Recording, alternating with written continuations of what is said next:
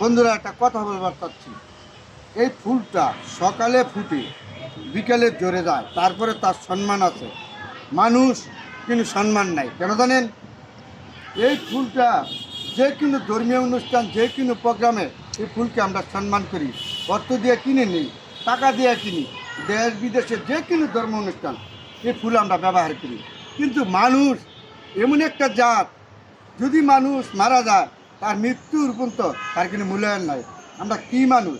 একটু চিন্তা করছেন বিবেককে?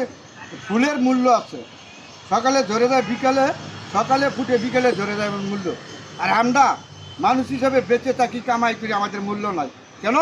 আমাদের চরিত্রের অভাব। এই ফুলের চরিত্র আছে, আমাদের মানুষের কিন্তু চরিত্র নাই। তার জন্য আজকে আপনাদের সাথে এই ফুল নিয়ে কথা বললাম। দেখেন আমরা কিসের অহংকার, কিসের বাহাদুরি করি। এই ফুলটার সম্মান আছে, আপনার আমার মতো মানুষের সম্মান